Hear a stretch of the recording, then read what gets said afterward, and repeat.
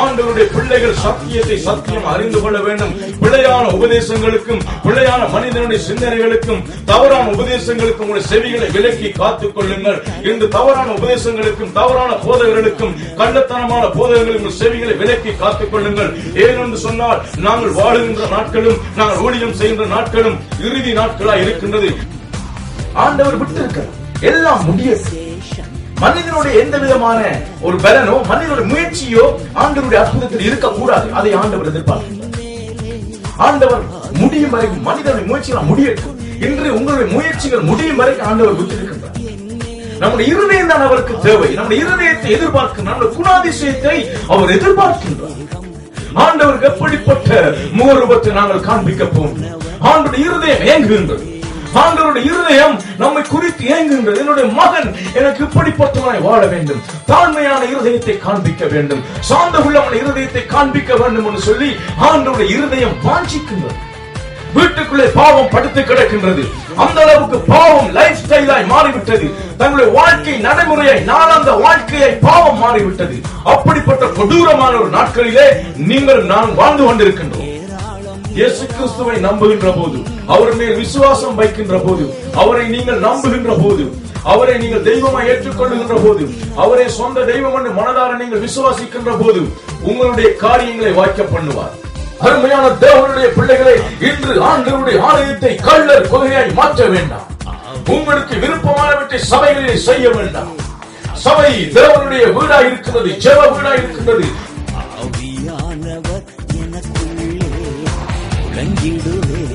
சுவிசேஷம் சிறுமைப்பட்ட அனைவருக்கும் முழங்கிடுவே.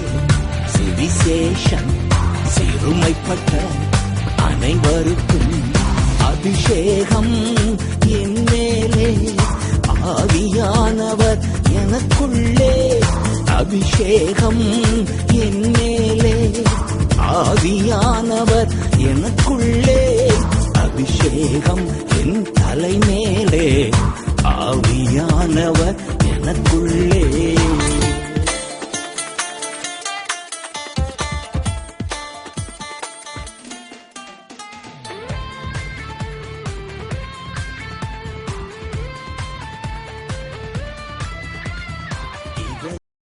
இயேசு கிறிஸ்துவுக்குள் மிகவும் பிரியமானவர்களே, எலோகிம் நாட்சுதர சுவிசேஷ சபையின் இயேசுவின் இதய துடிப்பு என்னும் தொலைக்காட்சி ஊழியத்தின் ஊடாக உங்களை சந்திப்பதில் பெரும் மகிழ்ச்சி அடைகின்றோம்.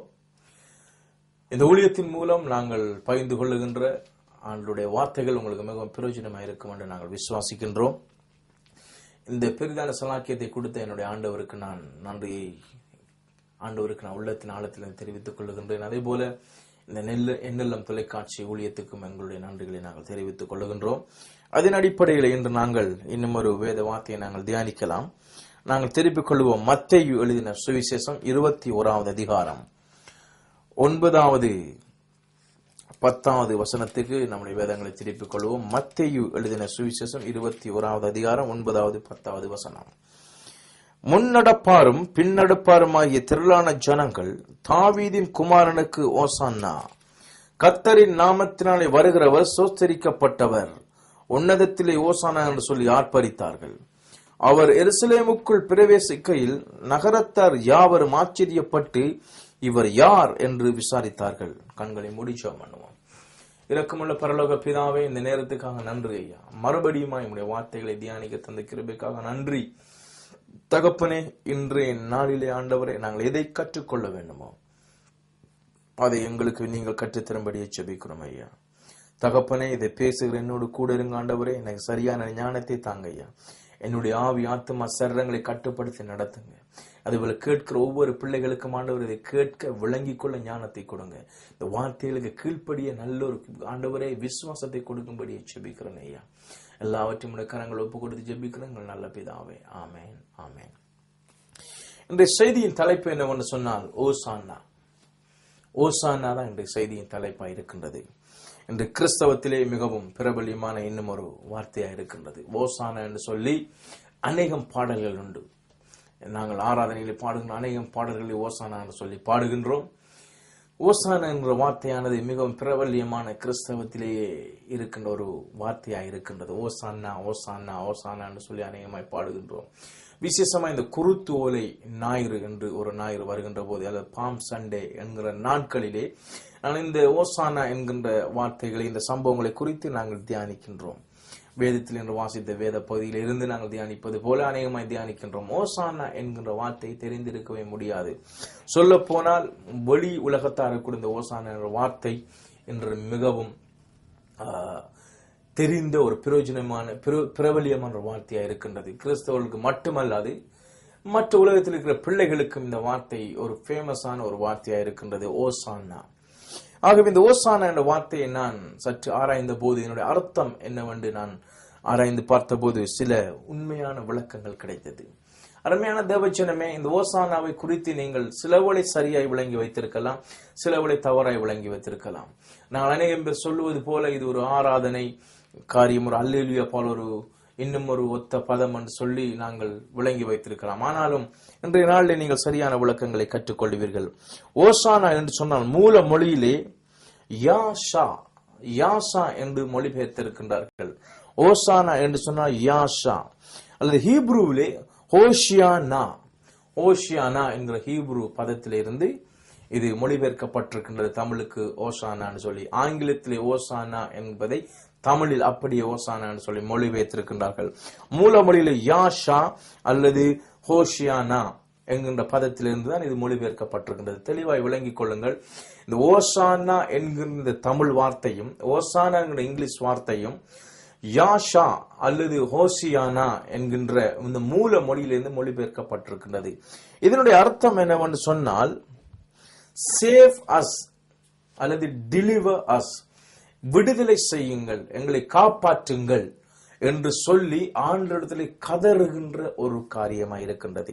சொல்ல போனால், cry to God for help, cry to God for help, தேவனிடத்தில் உதவிக்காய் கதறுவதற்கு பயன்படுத்தப்படுகிற ஒரு வார்த்தை தான் ஓசானா. சிலவரை நாங்கள் இதுவரைக்கும் விளங்கி வைத்திருப்பதை ஆண்டவரை ஆராதிக்கின்ற ஒரு வசனம் என்று சொல்லி, ஆண்டவரை புகழுகின்ற ஒரு வசனம் என்று சொல்லி நாங்கள் யோசித்து வைத்திருப்போம். ஆனாலும் அது ஒரு ஜெபமாய் இருக்கின்றது.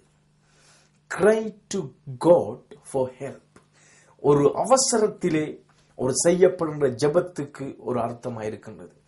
மிகவும் தேவையான நேரத்திலே, அவசியமான நேரத்திலே, ஒரு இக்கட்டான சந்தர்ப்பத்திலே கர்த்தரை நோக்கி, தேவனை நோக்கி கதறி அழுது ஜெபிக்கின்ற ஒரு ஜெபம் தான் இந்த ஓசானா என்கிற ஒரு வார்த்தையில் இருக்கிற அர்த்தமாய் இருக்கின்றது.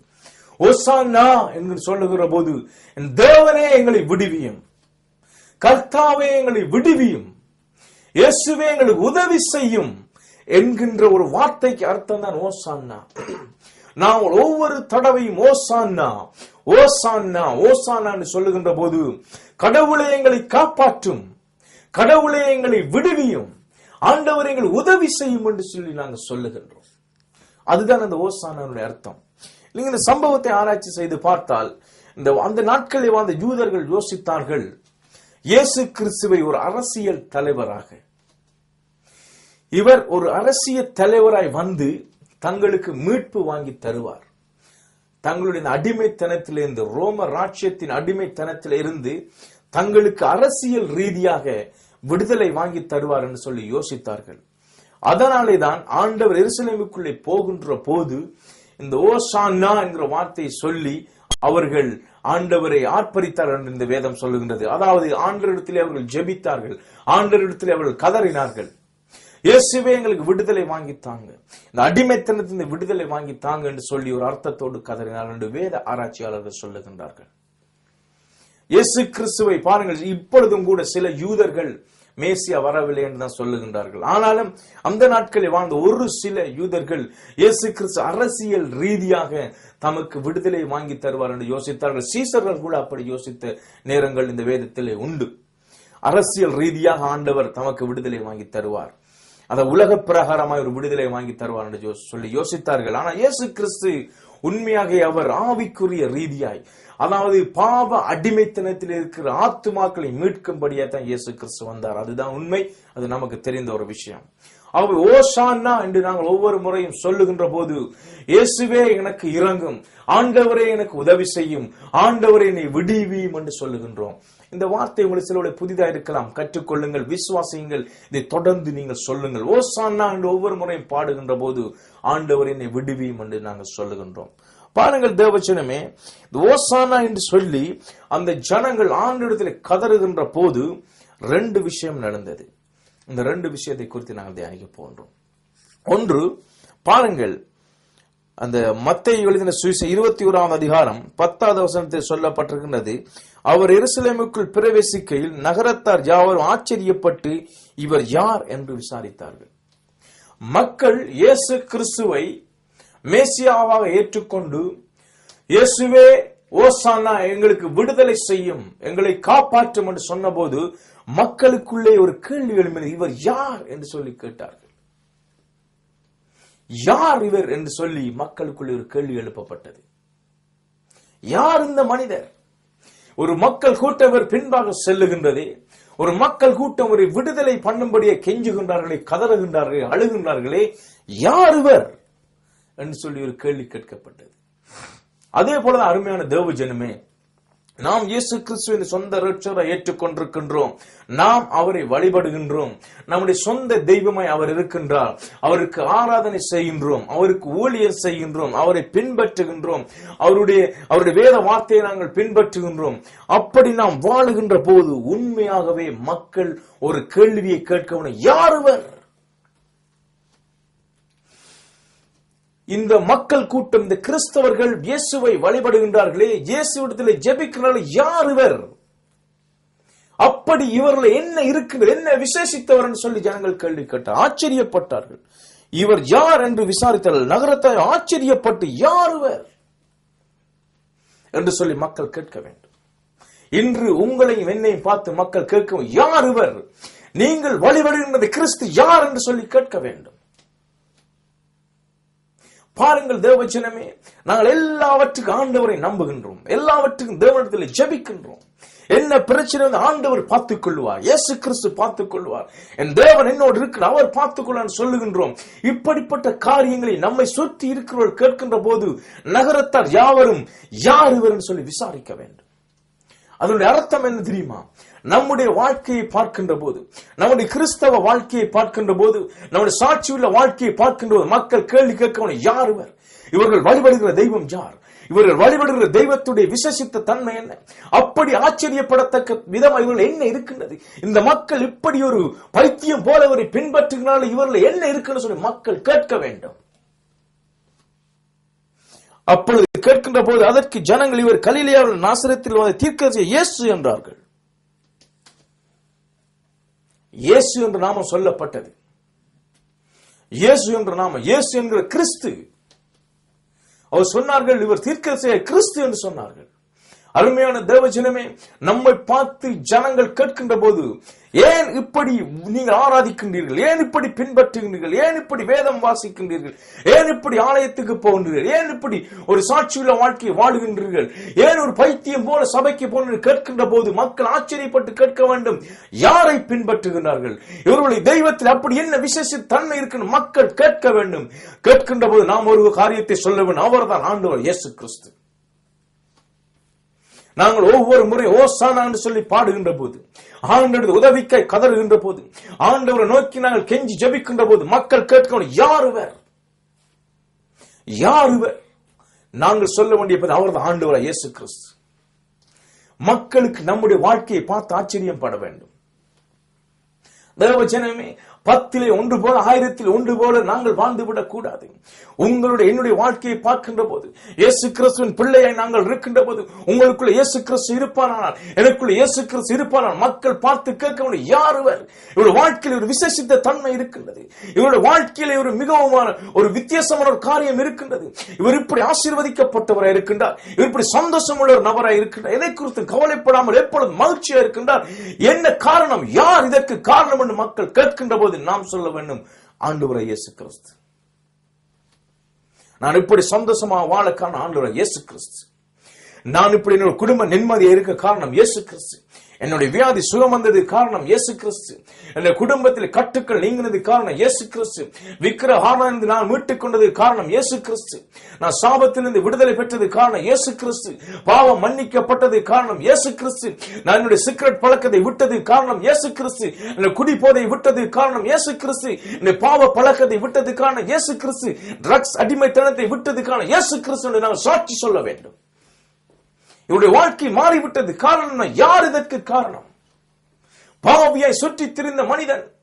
எந்த மனிதனும் கேவலமாய் மதிக்கப்படாமல் திரிந்த ஒரு மனிதன் என்று ஒரு மனிதனாய் நிமிர்ந்து சமுதாயத்தில் நிற்பது காரணம் என்ன என்று மக்கள் கேட்கின்றது. நாம் சொல்ல வேண்டும், இயேசு கிறிஸ்து. ஹல்லேலூயா. அதுதான் ஓசானோட அர்த்தம். ஓசானா என்று சொன்னால் ஆண்டவர் நோக்கி வந்து ஒரு வார்த்தை சொல்லுகின்றது, மக்கள் ஆச்சரியப்பட வேண்டும். நாம் தேவனை நோக்கி ஆராதிக்கின்ற போது மக்கள் ஆச்சரியப்பட வேண்டும். நான் தேவனை நோக்கி கெஞ்சுகின்ற மக்கள் ஆச்சரியப்பட வேண்டும். அவள் ஓசானா என்று சொல்லி கூப்பிட்ட போது ஒரு காரியம் நடந்தது. யார் இவர் என்று சொல்லி மக்கள் ஆச்சரியப்பட்டார்கள். தேவஜனமே, உங்களுடைய என்னுடைய வாழ்க்கையை பார்த்து, உங்களுடைய சாட்சி வாழ்க்கையை பார்த்து மக்கள் ஆச்சரியப்பட வேண்டும். என்னதான் பிரச்சனை வந்தாலும், என்னதான் துன்பம், இந்த சகோதரன் வந்து சோர்ந்து போகவில்லையே, இந்த சகோதரன் வந்து கவலைப்படவில்லை. என்ன காரணம்? இயேசு கிறிஸ்து தான் காரணம். மக்கள் நம்முடைய வாழ்க்கையை பார்க்கின்ற போது சுவிசேஷம் அறிவிக்கப்பட வேண்டும். வேலை ஸ்தலங்களில் கேட்கும், யார் இவர்? இந்த மனிதன் வித்தியாசமா இருக்கின்றான். மற்றவர்கள் களவெடுப்பது போல களவெடுப்பதில்லை, மற்றவர்கள் வேலை செய்வது போல இவர் வேலை செய்வதில்லை, அரசாங்கத்தை ஏமாற்றாமல் வேலை செய்கின்றார். யார் இவர்? இவருக்கு காரணம் என்ன? சொல்லவனும் இயேசு கிறிஸ்து தான் காரணம். முதல் தூசண வார்த்தைகளை பேசுவார், முதல் அசுத்தமான வார்த்தைகளை பேசுவார். இப்போது ஒன்றுமே பேசுவதில்லை, பரிசுத்தமாக இருக்கிறது. காரணம் என்ன? என்ன காரணம்? யார் காரணம்? இயேசு கிறிஸ்து காரணம். நம்மை பார்த்து மக்கள் பேச வேண்டும். தேவஜனமே, எந்த ஒரு வித்தியாசம் இல்லாமல் வாழ்வோம் என்று சொன்னால், கிறிஸ்தவன் என்று சொல்லுவோம் என்று சொன்னால் மிகவும் பரிதாபத்துக்குரிய நிலைமை. ஓசானா என்று சொல்லுவதில்லை, இயேசுவே எனக்கு இறங்கும் கதரை ஜெபிக்கிறதில் எந்த அர்த்தமும் இல்லை. வேலை ஸ்தலங்களிலே, வீட்டிலே, ஒவ்வொரு சமுதாயத்திலே யார் இவர்? இவருக்கு காரணம் என்ன? இந்த மனிதன் மாறுவதற்கு காரணம் என்ன சொல்லி மக்கள் கேட்கின்ற போது நாம் சொல்ல வேண்டும், ஆண்டவராகிய இயேசு கிறிஸ்து. ஹல்லேலூயா. இரண்டாவதா பார்ப்போம் என்று சொன்னால், லூக்கா 19 அதிகாரம் 38வது வசனத்தை நான் வாசிக்கிறேன், கேளுங்கள். கர்த்தருடைய நாமத்தினாலே வருகிற ராஜா சோஸ்தரிக்கப்பட்டவர், பரலோகத்திலே சமாதானமும் உன்னதத்திலே மகிமை உண்டாவதா என்று மிகுந்த சத்தத்தோடு தேவனை புகழ்ந்தார்கள். அப்பொழுது கூட்டத்தில் இருந்த பரிசேயர் சிலர் அவரை நோக்கி, போதகரே, உம்முடைய சீசரை அதட்டும் என்றார்கள். அவர்களுக்கு அவர் பிரதி உத்தரமாக, இவர்கள் பேசாமல் அந்த கல்லுகளை கூப்பிடும் என்று உங்களுக்கு சொல்லுகிறேன் என்றார். அடுத்ததாக தேவச்சனம் இன்னும் ஒரு காரியம் நடக்கும். நான் முதலாவது சொன்னேன், ஓசானா என்று சொல்லி நான் ஆண்டவரை நோக்கி கூப்பிடுகின்ற போது மக்கள் யார் இவர் என்று சொல்லி ஆச்சரியப்பட்டார்கள். இரண்டாவது, ஓசானா என்று சொல்லி மக்கள் அவர்களை புகழ்ந்த போது, ஆராதித்த போது, ஆண்டவரை நோக்கி கூப்பிட்ட போது சீசர்களை பார்த்து, சீசர்களுக்கு சொன்னார், இயேசு கிறிஸ்துவை பார்த்து இவர்களை அதட்டும் என்று சொன்னார்கள். எதிர்ப்பு வந்தது.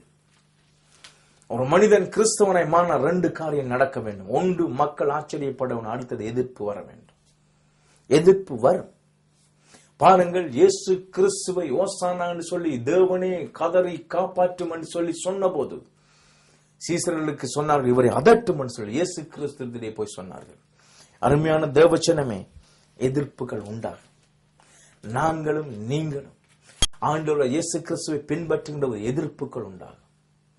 எதிர்ப்புகள் உண்டாகும். நீங்க சுவிசேஷத்தை சொல்லுகின்ற போது எதிர்ப்புகள் உண்டாகும். இயேசுவே தெய்வம் என்று சொல்லுகின்ற போது எதிர்ப்புகள் உண்டாகும். இயேசுவின் சுவிசேஷத்தை அறிவிக்கின்ற போது எதிர்ப்புகள் உண்டாகும். இன்று சுவிசேஷத்தை நீங்கள் நாடு நாடாய் கொண்டு செல்லுகின்ற எதிர்ப்புகள் உண்டாகும். சுவிசேஷம் சொல்ல முடியாது என்று சொல்லி சட்டங்கள் உண்டாகும். இன்னைக்கு சுவிசேஷத்தை அறிவிக்க கூடாது என்று சொல்லி சட்டங்கள் உண்டாகும். சுவிசேஷம் சொல்லுவதனால் நாட்டுக்குள்ளே வர வேண்டாம் என்று சொல்லி உங்களுக்கு சொல்லுவார்கள். எதிர்ப்புகள் உண்டாகும். இயேசுவே ஓசானா என்று சொல்லி சொல்லுகின்ற போது எங்களுக்கு உதவி செய்யும் இயேசுவை சொந்த இரட்சகரை ஏற்றுக்கொண்டு அவருக்கு நீங்கள் வேலை செய்கின்ற போது, அவருடைய நாமத்தை உயர்த்துகின்ற போது, அவருடைய நாமத்தை சோசரிக்கின்ற போது, அவருக்காய் நீங்கள் எழும்பி நிற்கின்ற போது, வைராக்கியமாய் நிற்கின்ற போது, அவரை பின்பற்றுகின்ற போது உங்களுக்கு எதிர்ப்புகள் உண்டாகும். உங்களுக்கு எதிர்ப்புகள் உண்டாகும். சுவிசேஷத்தை சொல்லுகின்ற போது எதிர்ப்பு உண்டாகும். இயேசுதான் தெய்வம், இவர்தான் மேசியா என்று சொல்லுகின்ற போது எதிர்ப்பு உண்டாகும். இயேசுவை தவிர வேறு ஒரு தெய்வம் இல்லை. இயேசுவை தவிர இந்த உலகத்தில் வேறு ஒரு இரட்சகர் இல்லை. இயேசுவின் இரத்தத்தினால் இன்றி பாவ மன்னிப்பு இல்லை என்று சொல்லுகின்ற போது எதிர்ப்புகள் உண்டாகும். நீங்கள் ஓசானா என்று சொல்லுகிற 2 காரியம் நடக்கும். ஒன்று, மக்கள் ஆச்சரியப்படுவார்கள். அடுத்தது உங்களை எதிர்ப்பார்கள். சீசர்களுக்கு சொன்னார், இயேசு கிறிஸ்துவை சொல்லுகின்றார்கள், சிலர் அவரை நோக்கி, போதகரே, உம்முடைய சீசரை அதட்டும் என்றார்கள். இன்னொரு யோவானிலே சொல்லப்பட்டிருக்கின்ற, இதோ உலகமே அவனுக்கு பின் சென்று போயிட்டு என்றார்கள். பொறாமைப்பட்டார்கள். மக்கள் எப்பொழுது ஓசானா என்று சொல்லி இயேசு கிறிஸ்துவை ஏற்றுக்கொண்டார்களோ மேசியாவாக, அப்பொழுது எதிர்ப்பு உண்டானது. இவர்தான் நம்மை ரட்சிக்க போகின்றவர், இவர்தான் நமக்கு விடுதலை தர போகின்றவர் என்று சொல்லி மக்கள் ஏற்றுக்கொண்ட போது எதிர்ப்புகள் உண்டானது. இயேசு கிறிஸ்து ஒரு பதிலை சொல்லுகின்றார். அவர்களுக்கு அவர் பிரதி உத்தரமாக, இவர்கள் பேசாமல் இருந்தால் கல்லுகளே கூப்பிடும் என்று உங்களுக்கு சொல்லுகிறேன் என்றார். அருமையான தேவஜன, இதன் அர்த்தம் என்ன தெரியுமா? இயேசு கிறிஸ்துவே தெய்வம் என்று சொல்லுவதற்கு யாரும் தடை பண்ண முடியாது. இயேசு கிறிஸ்து உலக ரட்சகர், இயேசு கிறிஸ்துவே தெய்வம், அவரே பரிசுத்தர், அவரே விடுவிக்கிறவர், அவரே ரட்சகர் என்று சொல்லுகின்ற போது யாரும் தடை பண்ண முடியாது. யாருமே தடையை கொண்டு வர முடியாது. நீங்கள் ஒருவனை அடக்கினால் இன்னும் ஒருவன் எழும்புவான். நீங்கள் ஒருவனை கொன்றால் இன்னும் ஒருவன் எழும்புவான். அதுதான் இயேசு கிறிஸ்துவின் சுவிசேஷத்தின் வல்லமை. பாருங்கள், இயேசு கிறிஸ்துவின் சுவிசேஷம் எத்தனை பேர் ஜீவனை கொடுத்தார்கள். யோவானை கொன்றார்கள். இயேசு கிறிஸ்து வழியை ஆயத்தம் பண்ணின போது ஸ்தேவான் எழும்பினான். ஸ்தேவானை கொண்டார்கள். அதுக்கு பிறகு பேதுருவை கொன்றார்கள். பவுலை கொண்டார்கள். எல்லோரையும் துன்பப்படுத்தினார். ஒருவன் மறிக்க மறிக்க மறிக்க ஆண்டவருக்கு சுவிசேஷம் எழும்பிக் கொண்டே இருப்பார்கள். சுவிசேஷத்தை அடக்கி வைக்க முடியாது. இயேசு கிறிஸ்து ரட்சகர் என்பதை அடக்கி வைக்க முடியாது. மனிதனே இல்லாவிட்டால் கற்கள் எழும்பி பேசும் இயேசுவே தெய்வம் என்று சொல்லி. சங்கீதத்தில் சொல்லப்படும், மலைகளே, குன்றுகளே, பர்வதங்களே, கர்த்தரை சோஸ்தரியுங்கள் என்று சொல்லி. இயேசு கிறிஸ்து தெய்வம் என்று அறிக்கை செய்வதை, இயேசு கிறிஸ்து உண்மையான ரட்சகர் என்று அறிக்கை செய்வதை யாரும் தடை செய்ய முடியாது. இந்த உலகத்தில் எப்படிப்பட்ட ஒரு பெரிய வல்லமை உள்ள மனிதன் எழும்பி இயேசு கிறிஸ்து தெய்வம் என்பதை அறிக்கை செய்ய வேண்டாம் என்று சொல்ல முடியாது. ஒருவனை அடக்கினால் இன்னும் ஒருவன் எழும்புவான். முழு மனித குலத்தையும் அழித்தாலும் எல்லா கல்லுகளும் கூப்பிடும். அதன் அர்த்தம் என்ன தெரியுமா? எல்லையே இல்லை. இயேசு கிறிஸ்துவுக்கு தடையே இல்லை. இயேசு கிறிஸ்துவை சுவிசேஷமாக அறிவிப்பதற்கு எந்த விதமான தடையும் இல்லை. தேவச்சனமே, ஒரு காரியத்தை வழங்கிக் கொள்ளுங்கள். ஒரு நாள் வரும், இயேசுவே தேவன் என்பதை, இயேசுவே ரட்சகர் என்பதை, இயேசுவே மெசியா என்பதை, இயேசுவே கடவுள் என்பதை எல்லா நாவுகளும் அறிக்கை செய்யும். எல்லாம் முழங்கால் முடங்கும். சுவிசேஷத்தை அடக்கி வைக்க முடியாது. அதைத்தான் ஆண்டவர் வெளிப்படுத்தினார். நீங்கள் இப்பொழுது சீசர்களை நீங்கள் அதட்டும்படி சொல்லலாம். இவர்கள் வாயை மூடினால் அந்த கல்லுகள் வாயை திறக்கும். அருமையான தேவஜனமே, இன்று இந்த இடத்தில் இதை கேட்டுக்கொண்டிருக்கிற பல பேர், நீங்க சுவிசேஷத்துக்கு வாயை மூடிக்கொண்டிருந்தால் உங்களை விட ஆண்டு இன்னும் அதிகமான நபர்களை எழுப்பிக் கொண்டிருப்பார். இன்று நாம் சுவிசேஷத்துக்கு வாயை திறக்காவிட்டால் ஆண்டவர் ஒரு மனிதன் புறக்கணித்து தள்ளின ஒரு நபரை ஆண்டவர் எழுப்புவார். சுவிசேஷத்தை அடக்கி வைக்க முடியாது. சுவிசேஷத்தை தடுத்து வைக்க முடியாது. சுவிசேஷத்தை கல்லறைகளை கட்டி வைக்க முடியாது. சுவிசேஷத்தை சிங்க கவியிலே போட்டு அழித்து விட முடியாது. சுவிசேஷம் எழும்பிக் கொண்டே இருக்கும். சுவிசேஷம் முளைத்துக் கொண்டே இருக்கும். மறிக்க மறிக்க உயிரோடு எழும்புவதுதான் சுவிசேஷம். கல்லுகளை கூப்பிடும் என்று சொல்லி ஆண்டவர் சொன்னார். அருமையான ஊழியக்காரர், உங்களுக்கு ஒரு காரியத்தை சொல்லுகின்றேன். உள்ளத்தின் ஆழத்திலிருந்து ஒரு காரியத்தை உங்களை உற்சாகப்படுத்தும்படியே சொல்லுகின்றேன். இன்று சுவிசேஷத்துக்கு எதிர்ப்பு வருகின்றதா? கவலைப்பட வேண்டாம். சுவிசேஷத்தை யாருமே அடக்க முடியாது. சுவிசேஷத்தை கொன்று போட ஒருவனாலும் முடியாது. ஆண்டவர் சொன்னார், நீங்கள் இவர்களை அதட்டி அந்த கல்லுகள் கூப்பிடும். யாரோ ஒருவன் இந்தியாவில் உலகத்தின் மூலைந்து எழும்புவான். உலகத்தின் மொத்த ஜனத்தை அழித்து விட்டாலும் இன்னும் ஒருவன் பிறந்து வரும் சுவிசேஷம் சொல்லுவதற்காய். அதுதான் இயேசு கிறிஸ்துவின் வல்லமை. ஓசானா என்று சொல்லும் 2 காரியம் நடந்தது. மக்கள் யார் இவர் என்று கேட்டார்கள். 2வது, இவர்களை அதட்டும் என்று சொல்லி எதிர்ப்பை உண்டாக்கினார்கள். உலகமே பின்னே சென்று விட்டது என்று சொன்ன எதிர்ப்பு வரும். தேவனை தேசிக்கிற தெய்வமாய் கொண்டால் எதிர்ப்பு வரும்.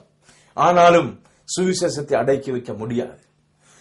அருமையான தேவச்சனமே, உலக மக்களுக்காக பயந்து, மற்ற காரியங்களுக்கு, அரசாங்கங்களுக்காக பயந்து சுவிசேஷம் சொல்லாமல் இருக்க வேண்டாம். சுவிசேஷம் சொல்லாமல் இருக்க வேண்டாம். வாயை திறந்து சுவிசேஷம் சொல்லுங்கள். நாம் சொல்லாவிட்டால் கல்லுகள் கூப்பிடும். இயேசுவே தெய்வம் என்று சொல்லி கல்லுகள் கூப்பிடும். அதன் அர்த்தம் என்ன தெரியுமா? நாங்கள் பொருட்டா நினைக்காத இவனெல்லாம் ஊழியம் செய்வானா, இவனெல்லாம் சுவிசேஷம் சொல்லுவானா என்று சொல்லி நாங்கள் நினைத்தவர் நபர்கள் ஆண்டவருக்காக எழும்புவார்கள். ஊமையன் பேசுவான் ஆண்டவருக்காக. அதுதான் உண்மை. சுவிசேஷத்தை அடக்கி வைக்க முடியாது.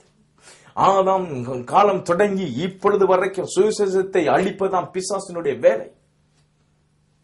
பிசாசு யோசித்தான் ஆதாம் காலத்திலே, இவர் உன் கொதிகாலை நான் தலையை நசுக்குவார் என்று சொன்னபோது அவன் யோசித்தான், ஆதாமுக்கு பிறக்க போற பிள்ளைதான் அந்த நபர், அந்த மேசியான்னு சொல்லி யோசித்தான். ஒவ்வொரு முறையும் ஒவ்வொரு ஆண் குழந்தையை கொல்லும்படி பிசாசு முயற்சி செய்து வந்த என்ன காரணம் தெரியுமா? சுவிசேஷத்தை அழிக்க வேண்டும், அந்த மேசியாவை அழிக்க வேண்டும், அந்த இயேசு கிறிஸ்துவை அழிக்க வேண்டும், உலகத்தின் இரட்சகரை அழிக்க வேண்டும் என்று நினைப்பு தான், என்ற திட்டம் தான் பிசாசுடைய திட்டம். ஏதேன் தோட்டத்தில் இருந்து இயேசு கிறிஸ்து வந்தபோது அவன் இயேசு கிறிஸ்து அழிக்கும்படி திட்டம் போட்டான். அவன் நினைத்தான் சிலுவையில் அழித்து கொண்டு விட்டோம், இயேசு கிறிஸ்து சுவிசேஷம் மறைத்து விட்டது என்று சொல்லி யோசித்தான். ஆனாலும் 3ஆம் நாளிலே சுவிசேஷம் உயிரோடு எழுப்பினார் ஆண்டவராய் இயேசு கிறிஸ்து. ஆண்டவருடைய சுவிசேஷத்தை, இயேசு கிறிஸ்து சுவிசேஷத்தை அழிக்க முடியாது, அவனை அடக்கம் பண்ண முடியாது, சுவிசேஷத்தை கல்லறையிலே போட்டு கட்டி வைக்க முடியாது. சுவிசேஷம் 3ஆம் நாள் உயிரோடு எழுப்பினது. அதுதான் இயேசு கிறிஸ்து. தேவ ஜனமே, நாம் ஓசானா என்று சொல்லுகின்ற போது, இயேசுவே உண்மையான தெய்வம் என்று சொல்லுகின்ற எதிர்ப்புகள் வரும். ஆனால் சோர்ந்து போக வேண்டிய அவசியம் இல்லை. ஆண்டவர் வல்லமையை தருவார். ஆண்டவர் நமக்கு துணை நிற்பார். ஆண்டவர் எதிராய் பேசினோட பார்த்து சொன்னார், நீ இவர்கள் பேச கல்லுகள் கூப்பிடும் சொன்னார். அர்த்தம் என்னவென்று சொன்னால், இவர்களை நீங்கள் வாயை மூட முடியாது. மேசியாண்டு சொல்லுவதை அவர்களால் உங்களால் தடுக்க முடியாது. அவர் சொல்லித்தான் ஆகுவார்கள். நீ என்னதான் எதிர்ப்பை உண்டு பண்ணினாலும், என்னதான் தடையை உண்டு பண்ணாலும், இவர்கள் இயேசுதான் மேசியா, இயேசுதான் தெய்வம், இயேசுதான் இரட்சகர் சொல்லித்தான் ஆகுவார்கள் என்று ஆண்டவர் சொன்னார். சுவிசேஷம் சொல்லுகின்ற ஒவ்வொரு பிள்ளைகளுக்கு ஆண்டவர் துணை நிற்பார். எந்த இடத்துல, எந்த எதிர்ப்பின் மத்தியில், எந்த பிரச்சனையின் மத்தியிலும் இயேசு கிறிஸ்து துணை நிற்பார். ஹல்லேலூயா. அருமையான தேவஜனமே, ஓசானா என்று சொன்னால் ஆண்டவரிடத்தில் உதவிக்கை கதறுகின்ற காரியம், ஆண்டவரை சொந்த இரட்சகராய் ஏற்றுக்கொள்ளுகின்ற காரியம், ஆண்டவரை விடுவிக்கின்றவராய் மேசியாவை ஏற்றுக்கொள்ளுகின்ற ஒரு வார்த்தை தான் ஓசானா. ஓசானா என்று சொல்லுகிற போது 2 காரியங்கள் நம்முடைய வாழ்க்கையில நடக்கும். மக்கள் யார் இவர் என்று சொல்லி ஆச்சரியமாய் கேட்பார்கள். ஆண்டவரை சொந்த இரட்சகராய் ஏற்றுக்கொள்ளுகின்ற போது நம்முடைய வாழ்க்கையில் ஏற்படும் மாற்றங்களை பார்த்து, சாட்சியான வாழ்க்கையை பார்த்து மக்கள் கேட்பார், யார் இவர், இவருக்கு என்ன நடந்தது என்று கேட்கின்ற ஒரு சுவிசேஷத்தை சொல்ல வேண்டும். இவர் தான் இயேசு கிறிஸ்து, இயேசு கிறிஸ்து அந்த மாற்றத்துக்கு காரணம் என்று சொல்ல வேண்டும். 2வது ஓசானா என்று சொல்லி இயேசுவே இரட்சகர், இயேசுவே விடுவிக்கிறவர், இயேசுவே மேசியான்னு சொல்லி நாங்கள் சொல்லுகின்ற போது, அறிக்கை செய்கின்ற போது எதிர்ப்புகள் உண்டாகும். சுவிசேஷம் சொல்ல முடிய எதிர்ப்புகள் உண்டாகும்.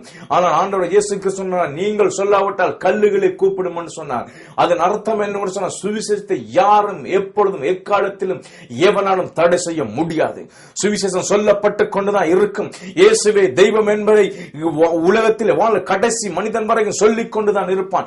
ஒவ்வொரு கடைசி கிறிஸ்தவன் வரைக்கும், ஒரு கிறிஸ்தவன் உயிர் வாழும் வரைக்கும் இயேசுதான் தெய்வம் அறிக்கை செய்து கொண்டுதான் இருக்க போகிறான். யாரும் தடுக்க முடியாது. எந்த அரசாங்கமோ, எந்த விதமான பெரிதான ராஜ்யங்களோ, சாம்ராஜ்யங்களோ இயேசுவின் சுவிசேஷத்தை தடுக்க முடியாது. ஓசானா என்று கூப்பிடுவோம், நமக்கு உதவி செய்வார். ஹல்லேலூயா. இந்த வார்த்தை ஒப்பு கொடுத்து ஜெபம் பண்ணுவோமா? இரக்கமுள்ள பரலோக பிதாவே, உன் வார்த்தைகளுக்காக நன்றி ஆண்டவரே. தகப்பனே, நான் ஓசானா என்று சொல்லி இன்று கதறுகிறோம் ஐயா. அந்த வாழ்க்கை வாழுகின்ற போது ஓசானா என்று கூப்பிடுவோம். மக்கள் எங்களை பார்த்து கேட்கட்டும், யார் காரணம்? இயேசு கிறிஸ்துவை காரணம் என்று நாங்கள் சொல்ல வேண்டும் ஐயா. பாவத்துக்கு மன்னிப்பு தருகின்ற தெய்வம் இயேசுவே என்பதை நாங்கள் சொல்ல வேண்டும் ஆண்டவரே. ஓசானா என்று சொல்லுகின்ற போது உங்களை அதட்டும் என்று சொல்லி எதிர்ப்பு உண்டானது ஆண்டவரே. நாங்கள் இயேசு கிறிஸ்து சொந்த ஏற்றுக்கொண்டு எதிர்ப்புகள் வரும். ஆனால் தொடர்ந்து அந்த சுவிசேஷத்தை சொல்ல எங்களுக்கு பலனை தாங்க ஆண்டவரே. தகப்பனே, வாய்களை மூடிக்கொண்டிருக்க கல்லுகளை போல இருக்காதபடி வாய்களை திறந்த சுவிசேஷத்தை சொல்ல எங்களுக்கு உதவி செய்யுங்க ஐயா. வார்த்தை ஒப்பு கொடுக்கிறீங்க, கேட்ட பிள்ளைகளை ஆசீர்வதிங்க, பலப்படுத்துங்க, தைரியப்படுத்துங்க. இயேசு கிறிஸ்துவின் நாமத்தில் எல்லாவற்றையும் ஒப்பு கொடுத்து ஜெபிக்கிறேன் நல்ல பிதாவே. ஆமென், ஆமென். God bless you.